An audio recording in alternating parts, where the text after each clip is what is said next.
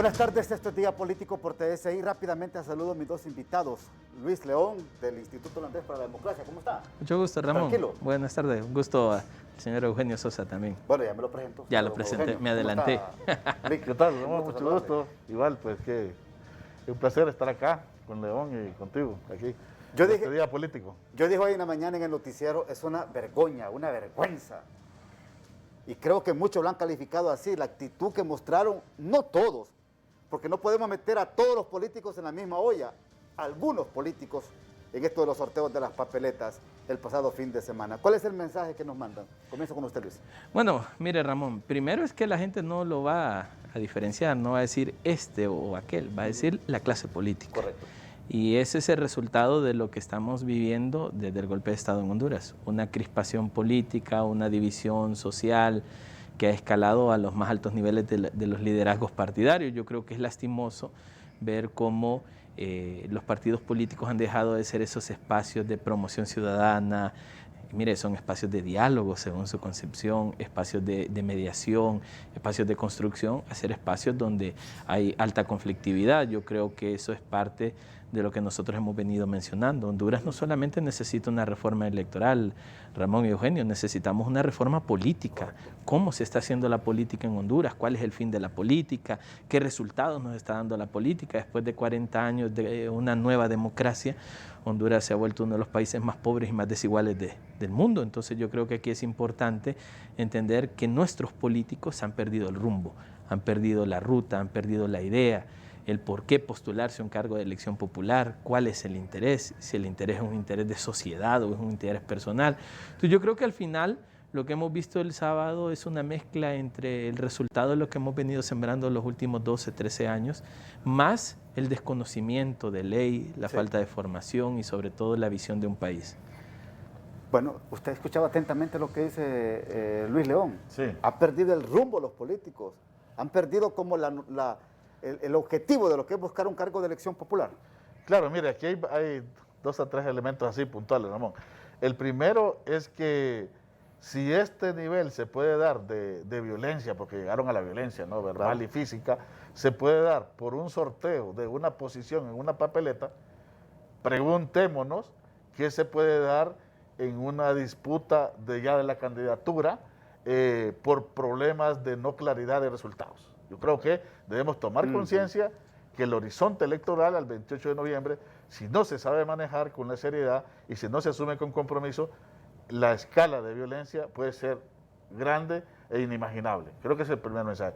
El segundo, de acuerdo con León, en el sentido que necesitamos una reforma política, pero yo diría que más que una reforma, sí necesitamos reformas políticas, probablemente constitucionales, volver a ver la ley, pero nuestro gran problema es una reforma cultural, es una reforma de cultura política democrática. Yo le diré, varios aspectos en la ley, León lo hablábamos ahora en esta Cámara, están claros, pero hay una cultura de irrespeto a la ley.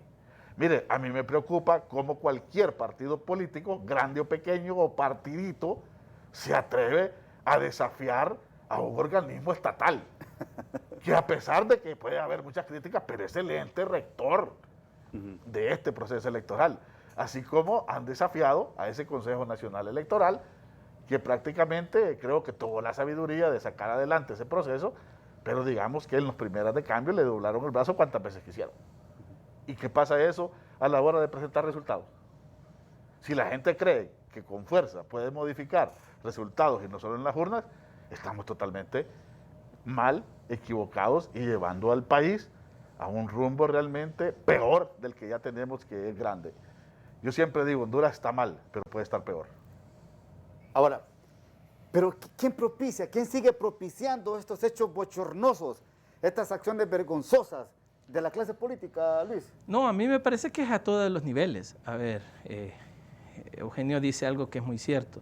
Esto era una simple rifa de posición en papeleta. Y aquí tuvimos candidatos a diputados y candidatos a alcaldes golpeados que salieron en ambulancia. Imagínese cuando el Consejo Nacional Electoral dé la primera tendencia 3 horas después y que no le guste a un determinado partido. No le guste a 14 partidos porque uno irá punteando.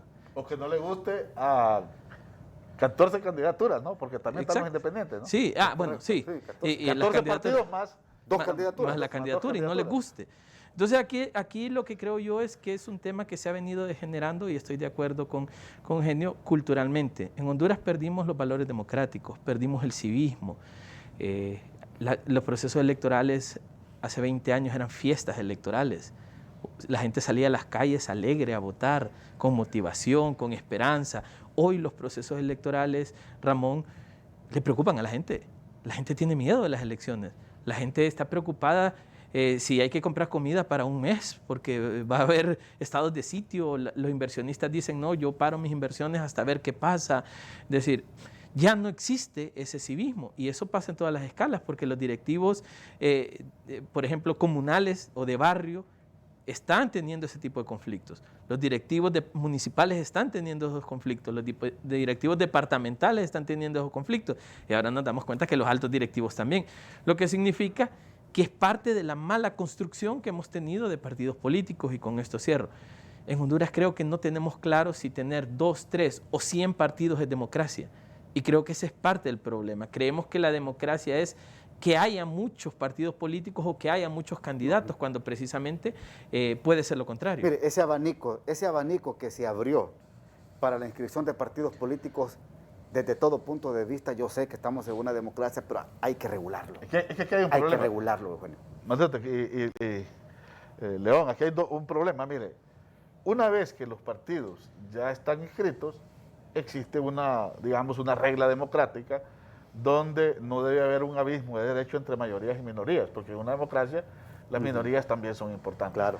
El problema acá es que tiene que revisarse el proceso de inscripción y el proceso de, también permanencia de los partidos políticos. Mire, otros países que inicialmente no habían regulado eso, llegaron a un momento que tenían 40. Bueno, Nicaragua en las primeras elecciones era uno de ellos, pero otros países como Guatemala.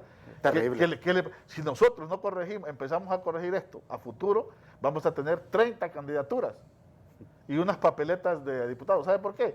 Porque aquí, producto de que es libre, que cualquier ciudadano da la firma, no importa que no vote por ese partido, entonces fácilmente se inscribe. Ya a la hora de mantener votos, imagínense que el 2% es el que pide, ¿no?, de firma. Pero ¿cuánto representa 30,000 votos de un partido del conglomerado? No llega ni al 0. Al 1%. 1%. Sí, porque te piden el 2% del partido más votado, son 65,000. Sí. Viene siendo menos del 1. Sí, menos del 1. Pero para mí el principal rasero de debate de este tema es que cuando eran 15,000 urnas, yo decía ni siquiera justa para el suplente. Sí. En términos de colocarlos ahí, porque serían mínimo, apenas ajustaría. Entonces tiene que revisarse. Pero aquí tenemos una crispación, y voy a tomar este tema que tomó León, una crispación cruzada entre los partidos políticos. Tiene lo que es la crispación de casi todas las fuerzas, no todas, pero casi todas, versus Partido Nacional. Pero luego tiene una crispación entre lo que es la Alianza 1 y lo que se llama Partido Salvador de Honduras versus lo que llama el tripartidismo y toda una cuestión ahí que siempre están pujando por provocar. Y luego todos los partidos minoritarios molestos con la negociación de las reglas del juego con los 3 partidos políticos que en elecciones ya realizadas son los únicos que han demostrado mayoría, por lo menos en las elecciones ya realizadas. Sí. Perfecto. Mire, vamos a ir a la pausa, porque yo también quiero que analicemos los mensajes. Los mensajes que salen desde el Consejo Nacional Electoral, desde el Registro Nacional de las Personas y desde las mismas cúpulas de los partidos políticos a menos de 100 días de las elecciones generales. Ya volvemos.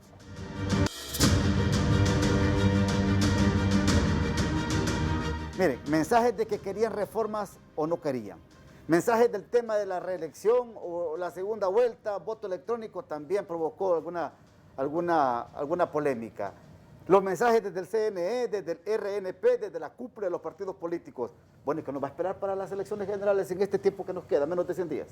Bueno, yo creo que aquí lo que debemos analizar, Ramón, y ponerle mucha seriedad es al tipo de mensaje. A 3 meses, 100 días del proceso electoral, lo que deberíamos estar construyendo es un mensaje institucional de que el proceso va a funcionar, de que se van a contratar los mejores sistemas, de que se va a entregar la tarjeta de identidad, que el saneo de la base registral ciudadana se logró, que partidos políticos empiecen a generar propuestas de cómo van a atender. Yo siempre lo digo, Honduras es una papa caliente, y quien agarre este país en un nuevo gobierno se va a quemar las manos con un país que tiene una deuda de 15.000 millones de dólares, un país que debe el 60% de su Producto Interno Bruto, que tiene un alto nivel de desempleo, el problema de educación. Aquí estamos sin educación, la educación está paralizada. ¿Quién va a resolver esto? Entonces yo creo que la narrativa de los partidos políticos no debería girar por quién es más corrupto, quién es menos, quién tiene vínculos con el crimen organizado, quién no.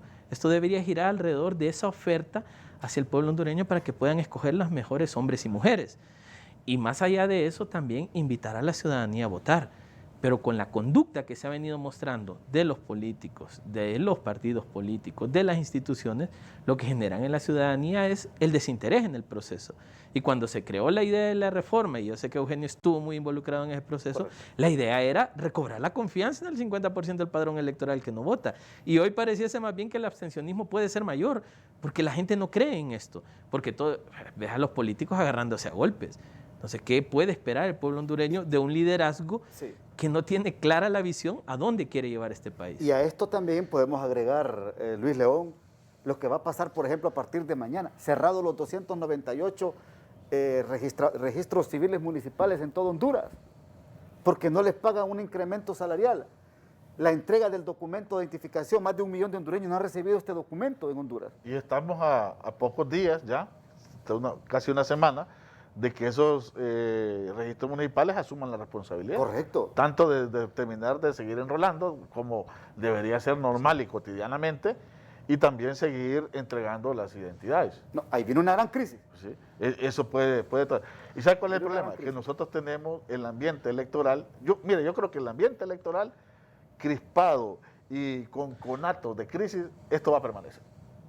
Sí. Esto va a permanecer. Yo creo que lo que hay que evitar es que eso trascienda a elementos realmente lamentables. ¿Y sabe por qué? Por cómo están colocados los actores, compuestos los organismos y los partidos y las diferencias y las crispaciones, eso va a seguir. Ahora, pueden haber algunos factores atenuantes, y siendo nosotros acá responsables de también dar una sugerencia, correcto, no sé si ya está funcionando, pero me parece que activar inmediatamente el Consejo Consultivo me parece que es una buena medida, correcto, para que tamicen una serie de diferencias que están a flor de piel y que se hagan un llamado sobre todo a todos los partidos, porque ahí sí están todos los partidos políticos, más de un compromiso real en la práctica, más allá de lo que está planteado en la ley. Yo no sé qué está esperando doña Ana Paola Hall, yo no sé qué espera doña Rixi Moncada, tampoco no sé qué está esperando el consejero Aguirre. ¿Por qué no llaman a este grupo consultivo? ¿Por qué no lo conforman el grupo consultivo? Solo hay un elemento que en las elecciones finales, cuando hemos dicho, la crisis, y también es importante que el Consejo Nacional Electoral mantenga el consenso. Una vez que tengamos una crisis cruzada afuera y adentro, ese va a ser el detonante. El detonante. Entonces es importante que mantengan, si esta crisis, que era tan elemental de la papeleta, como lo hemos dicho acá, además hubiese existido una crisis adentro, de autodenunciándose o denunciándose, esto hubiera tenido otra dimensión. Ahora, a mí me preocupa que vayamos para ahí.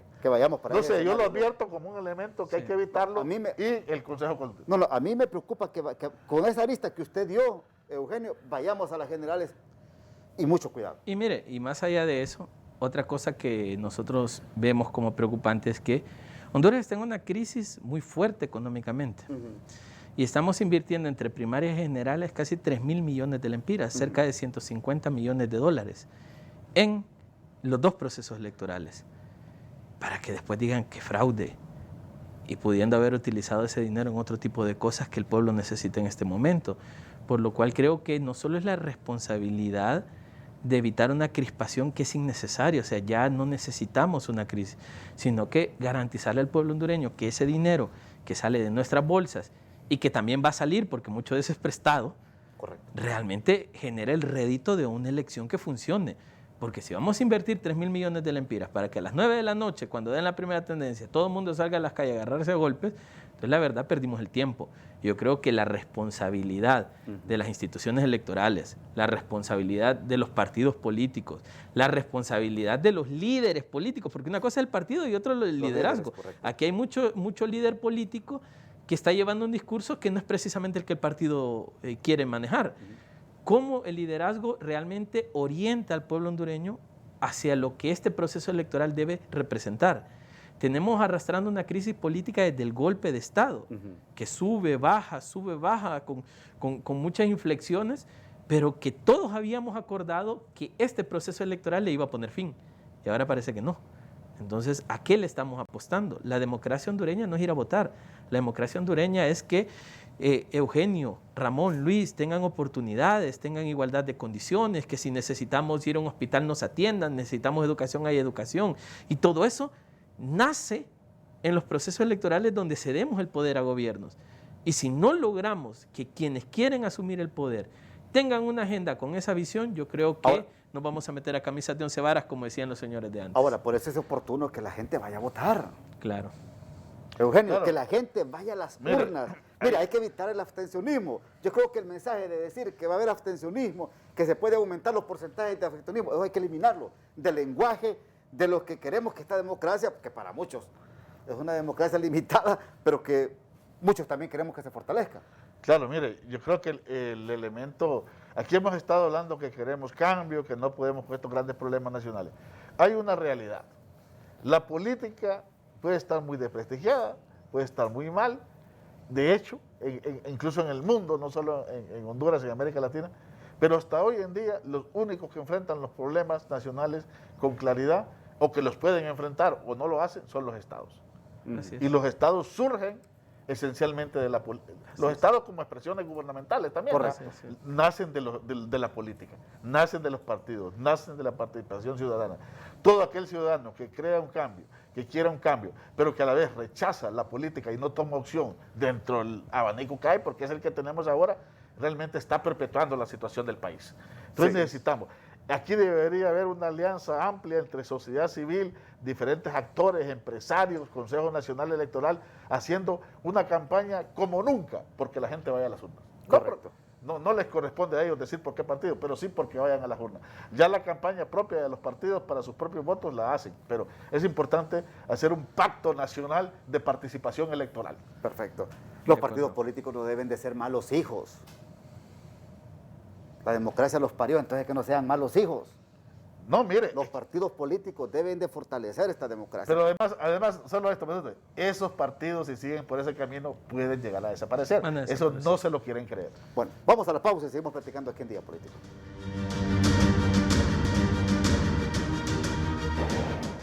Para el analista Julio Navarro, la controversialidad del proceso electoral no terminó con lo ocurrido el sábado anterior, porque aún faltan temas delicados por dirimir, como lo describe a continuación. Yo creo, Ramón, que lo del sábado era un casting para ver cuánto aguante tenían los otros partidos, a diferencia de Partido Liberal, Partido Libre y Partido Nacional. Pero estos partidos reaccionaron enardecidos. Si había un trato preferencial para los tres partidos que fueron a primarias. Y al final, mira, lo lograron, porque ayer se hizo un proceso transparente, me parece a mí. Todavía faltan cosas controversiales, Ramón. Uno, los que tienen juicios pendientes con el Estado, los que tienen contrataciones con el Estado, ¿los van a sacar de las papeletas o no? Aquellos parientes que por ley puedan estar descalificados, los que tienen altos cargos dentro del Consejo Nacional Electoral, dentro del Registro de las Personas o en otros cargos de relevancia que tengan que ver o tengan relaciones vinculantes con el proceso electoral, ¿van a salir de las planillas o no? Yo creo que en eso hay que cumplir la ley, hay que revisar si la ley inhabilita todavía o no, pero el Consejo Nacional de Elecciones debe ser estricto en el cumplimiento de la ley para que no se genere ninguna controversia que vaya poner en duda la legitimidad del proceso electoral. Bien, gracias Carlos Llanes, gracias por este reporte. Mire, nos pone otras aristas, otros escenarios, don Julio Navarro. Luis. Sí, yo estoy de acuerdo, es que digamos, el proceso electoral a veces tendemos a verlo solo como la votación misma, pero todo es un proceso, una gestión institucional que debe darse alrededor de la ley, de la Constitución y de las normas claras.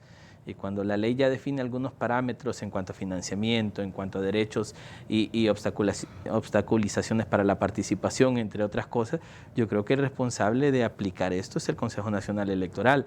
Ahora vienen estas campañas políticas y, por ejemplo, el reglamento de la ley electoral orientado al control de las campañas políticas, los mensajes, el tema financiero por parte de la Unidad de Política Limpia, el registro, digamos, la depuración de planillas, que es algo que se hizo en primaria, se sacaron un montón de candidatos que tenían problemas con la ley. Correcto. ¿Cómo hacerlo en este momento cuando ya rifamos papeleta? Es que ese es el problema. El cronograma electoral se retrasó mucho. A estas alturas ya deberíamos de tener candidatos depurados en las planillas. Pero ahora resulta que deberíamos hacer un paso a depurar cuando ya asignamos números de casilla. Y es parte de lo que creo yo que ha sido la gestión del proceso. Yo digo, siempre va a haber una excusa aceptable, que es la pandemia. Siempre habrá una excusa aceptable, que son los desastres naturales que afectaron más la zona norte, pero yo creo que a estas alturas deberíamos de tener un poco más respuestas que dudas. Bueno, ¿y qué va a pasar con aquellos partidos políticos emergentes, los alternativos, después de las elecciones, el día después del 28 de noviembre? ¿Qué va a pasar? ¿Cuál es el futuro de estos partidos políticos? Una gran cantidad de estos partidos, es que mire, siempre hacen unas modificaciones donde van perpetuando esto. Voy a plantear algo, si estoy equivocado me lo dice. Primero, cuando inició este debate, allá por 2004, acerca de los partidos políticos y la apertura a que participaran, se dejó el 2%. Hasta hoy en día, ningún partido pequeño ha podido sacar 2%. Ninguno. Nadie. Ninguno. Óigase bien, ninguno. Pero le pusieron una cola, como se dice, para que perpetuaran. ¿Cuál fue? Que obtuvieran al menos una diputación. Entiendo que ahora le han puesto una segunda colita, que tenga al menos una alcaldía. Correcto. Es así, ¿no? Así o es. sea que un partido político que puede ser que solo tenga 2,000 votos, pero allá ganó una alcaldía con 300, con 500, 800 votos que se ganan la alcaldía. ¿Se salvó? Se salvó. Sí, salvado. Para poner un ejemplo. Entonces, siempre se anda buscando. Pero aún así, con estas dos colitas, en varios partidos no van a sobrevivir al próximo proceso electoral. Yo creo que varios no van a sobrevivir. Esta contienda, en la medida que caliente, va a calentar hacia los principales contendores. Y van a tener voto de arrastre los que estén disputándose en serio la posibilidad de gobernar el oficialismo y a ver quién de la oposición saca cabeza adelante para enfrentar de manera principal al oficialismo. No, yo totalmente de acuerdo. Creo que aquí el tema ha sido que en Honduras debemos saber cuántos partidos es democracia. Países con democracias más desarrolladas no tienen partidos políticos. Francia, bueno, Guatemala más cerca eliminó los partidos políticos y tienen mejor estabilidad que nosotros. El Salvador, aquí nomás. El Salvador, bueno, ahí hubo toda una reforma total que creo que nos acercamos mucho a escenarios como esos si los partidos políticos en Honduras no se replantean. Entonces a mí me parece que aquí a lo que deberíamos aspirar es a que el costo-beneficio de la política sea a favor del pueblo hondureño. Nosotros invertimos miles de millones de lempiras en deuda política. Una vez que son electos, les pagamos su sueldo durante 4 años. Venimos e invertimos en elecciones. Nuevamente, sí. Y toda esa inversión de miles de millones de lempiras debería generar un rédito superior al pueblo hondureño. Es decir, invierto tanto en política para que esta política me genere todo esto. Entonces, lo que creo que debemos hacer es un análisis de costo-beneficio de la política en Honduras y empezar a hacer ese análisis que yo he escuchado muchas veces, incluso de Eugenio. ¿A dónde vamos como país? Nuestra visión de país a 20, 30, 40 años. Yo me rehúso a creer que dentro de 30 años habrá otro Ramón, otro Eugenio, otro Luis hablando de esto que ha pasado en los últimos 60 años. Es decir, aquí, ¿cuándo vamos a hacer cambios? ¿Cuándo realmente vamos a poner personas que van a tocarse la mano en la conciencia y van a decir, hey, hay que cambiar Honduras? Bueno, yo les agradezco mucho, gracias. Gracias Ramón por la invitación. Muchas gracias, ¿verdad? Un gusto. Elecciones van a ver. Lo que hay que ver es qué tipo de elecciones, qué calidad y con qué condiciones. Vamos a elecciones, ¿verdad? Sí, vamos a elecciones. Bueno. La calidad es lo que preocupa en este momento. Hasta aquí el programa de hoy. Buenas noches.